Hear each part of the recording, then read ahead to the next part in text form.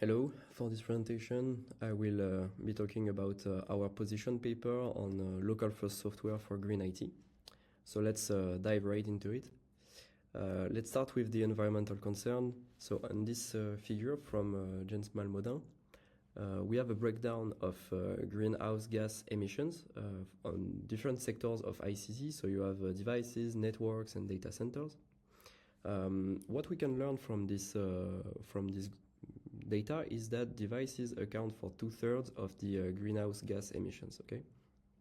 We also see that network and data centers account for the last third. We have enterprise networks, but we don't really count them for this position paper. This is to be put in relation with Freitag's work in 2021 on the estimated greenhouse gas emissions of ICT compared to the global GHG emissions. So this is around 2.1 to 3.9% of global greenhouse gas emissions.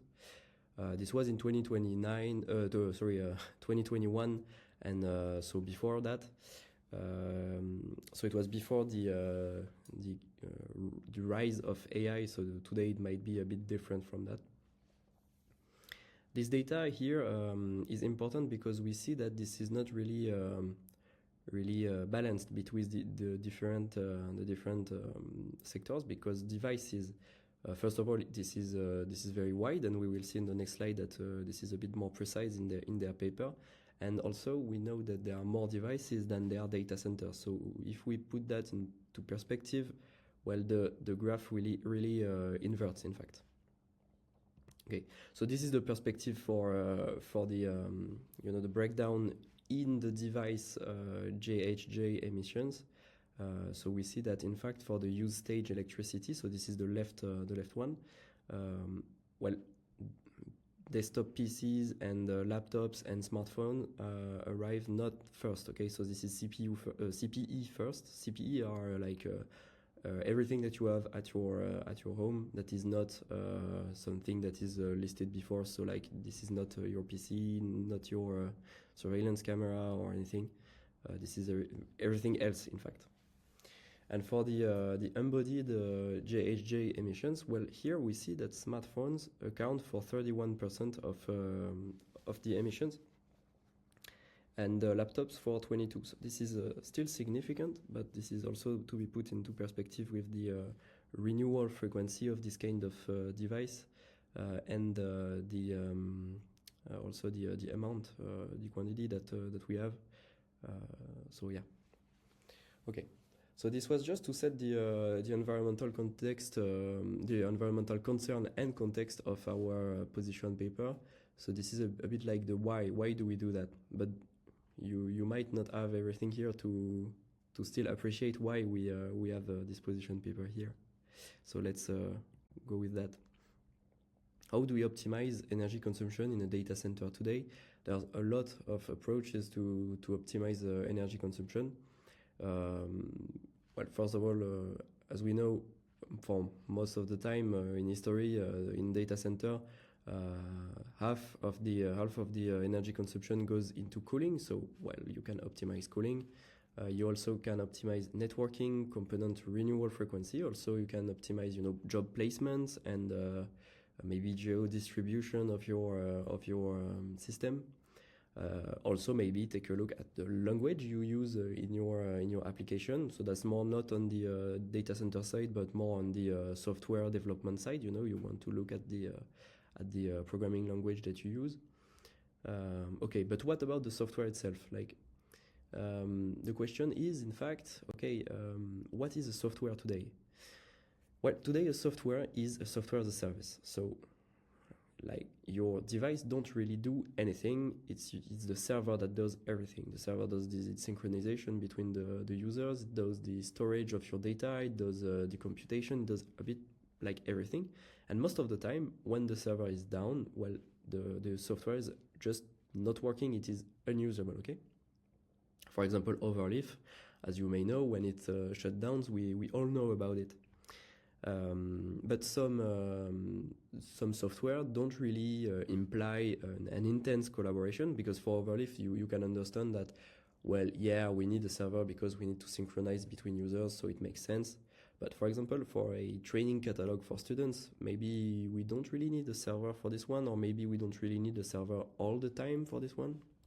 So this is a bit like the question we asked ourselves.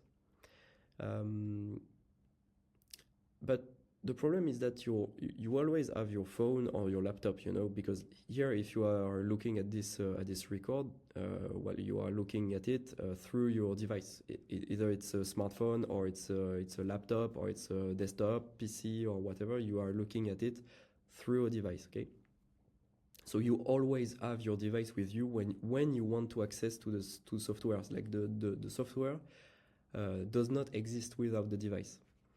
But today, your software does not exist without the device, without the network, and without the data center. So, well, is it always needed to have this whole stack? Maybe sometimes we can just have your device, and that's enough for the software.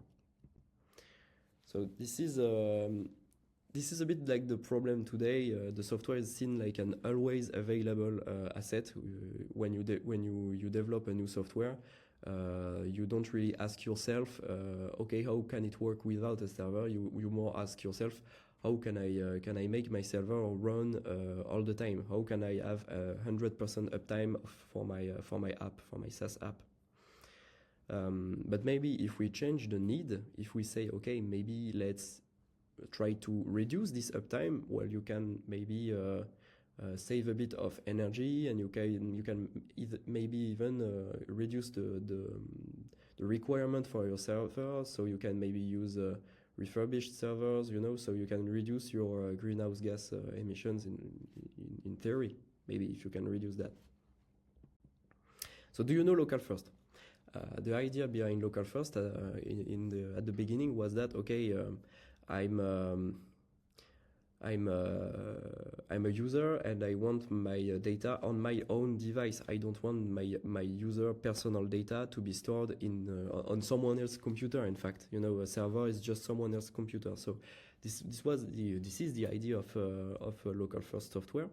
So this is like you go on a website, and in fact you download everything that is necessary to run the software. So the software is inside your device, very much like the old-fashioned software.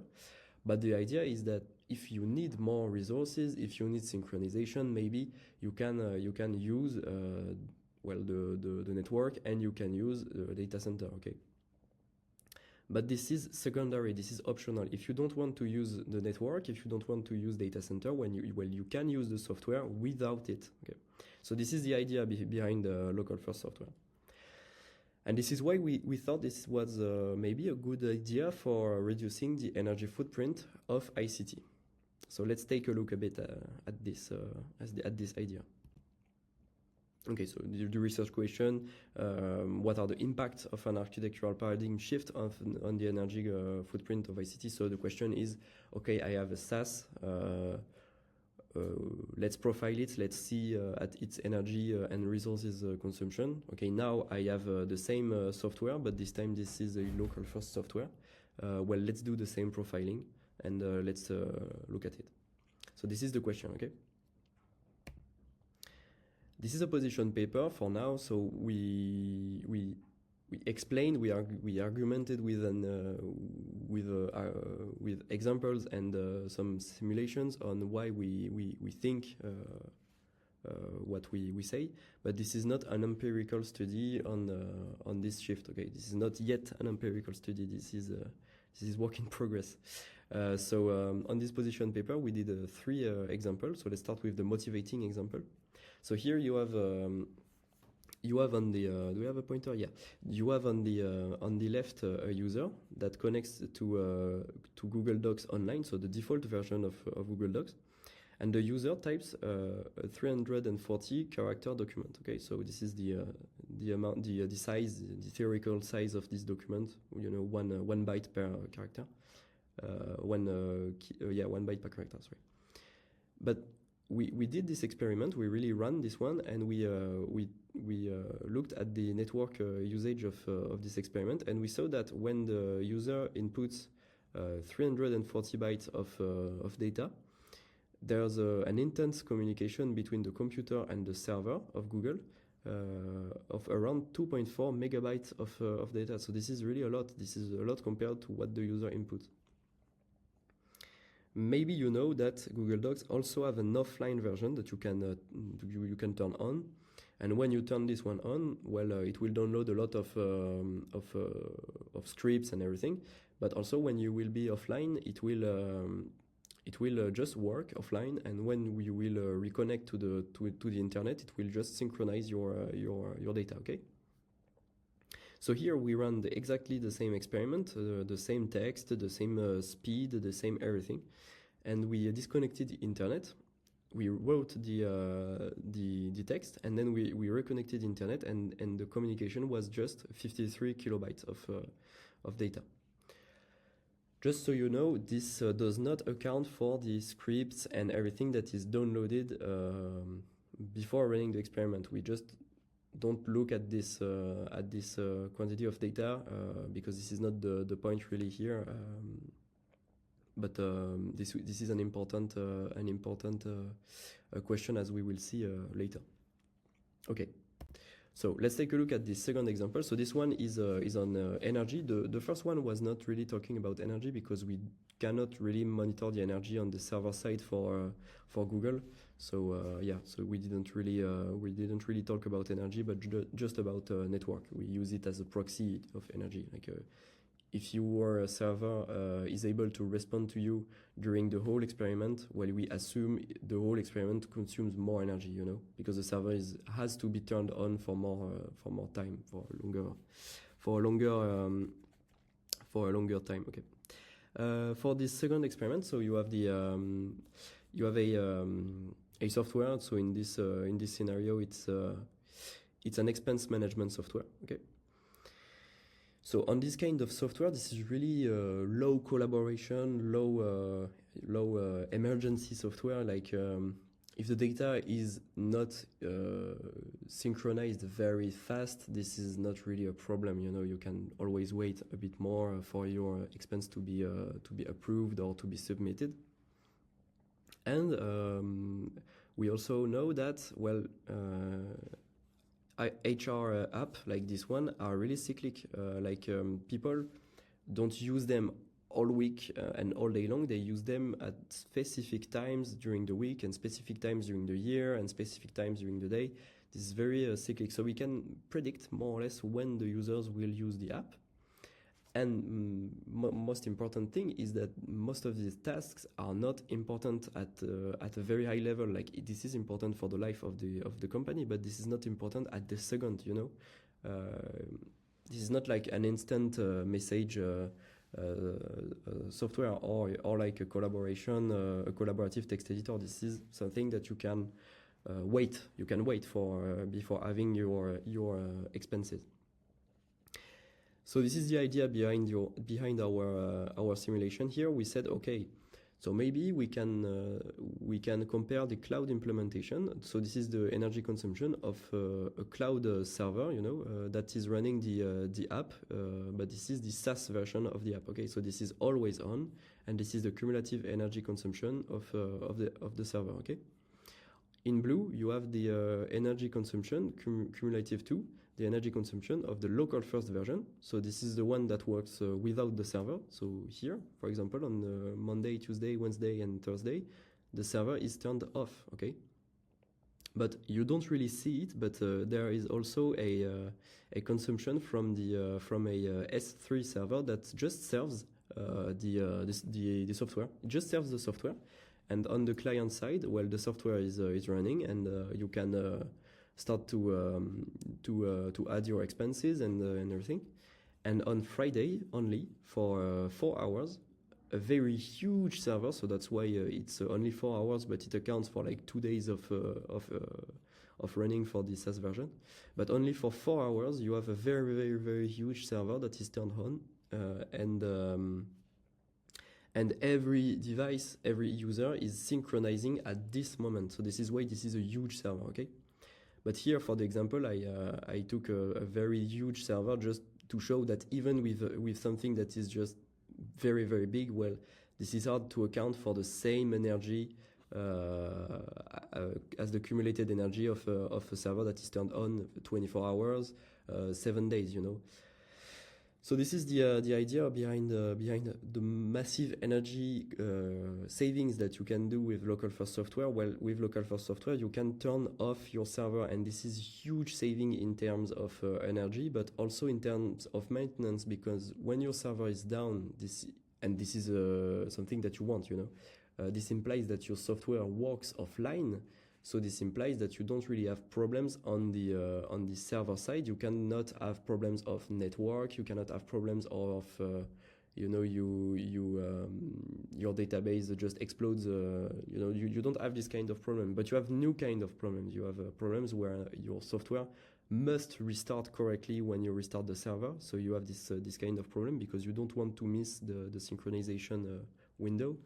You have also the problem that you want your software to work very well offline, but you know, this is like classic engineering problems, and so on. Okay, so let's take a look at the final example. This one is just to say that there is a balance to find, because local first software is not always a good solution. It depends on the behavior of your users, and it depends on the profile of your data. If your software to run needs a lot of data, when I say a lot, it's like terabytes of data. Well, local first software is really not an option for you, or at least not for the use cases that really uses this kind of data. If your typical user only comes once a month, and the next month, for example, the data that he downloaded is obsolete, well, this is not really a good idea to always synchronize. You can, for this kind of software or for this kind of user behavior, you might want to use software as a service instead of local first. So this is just to say that, okay, we have an idea that local first software might be a good idea for reducing the energy footprint of ICT, but maybe sometimes, and this is not maybe, we really know that sometimes, like here on the graph, this is not a good idea. So this is on the graph, this is the amount of time the user, like the quantity of data the user consumes every time he visits the website. So in orange you have the SaaS version. So every time the user comes, he downloads one more time the data. Okay, so this is cumulated data usage. And for the local first version, on the first connection, the user downloads everything that is needed for the software. But as we see that if the user comes only once, well, in the SaaS version you use the less data, so this is more interesting. Okay, so this is just to show, and this is a real life example from Amethyst, an academic training catalog explorer. And this is the size of the data for the training entries in the catalog. Okay, so this is the most interesting part of our paper. This is the local first software impact maps. So we divided it into the three sectors of ICT. So you have server, networks, and devices. This is not empirical, the result of an empirical study. This is the result of our intuition, and so for each and every item, we motivated why we think this is a positive impact in regards to the energy. So this is the reduction of energy when it is green, and it's an increase of energy when it's red. So as I said, for the device side, for example, on the first connection, you have a lot of things to download. On the device side, also you have the computation load, because well, if the server does not run the software, now it's your device that runs the software. So your device must consume or might consume more energy. We don't know how much. We don't know the very comparison between the device and the server. Because there are some details with energy consumption, is that, well, okay, your device consumes more energy when it runs the software, but also your device doesn't run the software all the time, compared to the server. So this needs to be put into consideration, this difference of timing of usage of the software. Okay, so if you want more details on this map, and if you want to start to explore this map, we started our exploration of this map for some empirical studies. But if you want to explore this map, we are open for collaboration. And if you think you have already explored one part or another of the map, feel free to send me an email. My email was at the beginning of the slideshow, I guess. So yeah, really feel free to send us an email or anything. We will be very interested in looking at your work. Okay, and so future work for us. So now we motivated our intuition. So this is the map I just showed. But we plan on validating it empirically, as I just said, and so we are working also on a methodology to instrument designers and also to allow for reproduction of our work. Okay, so yeah, so I won't say too much on it because it's not the topic of the presentation, but this is yeah, future work and work in progress. So thank you for viewing the presentation. If you have any question, really feel free to send me an email. I will try to answer to you most clearly and fast as possible. And yeah, have a good day.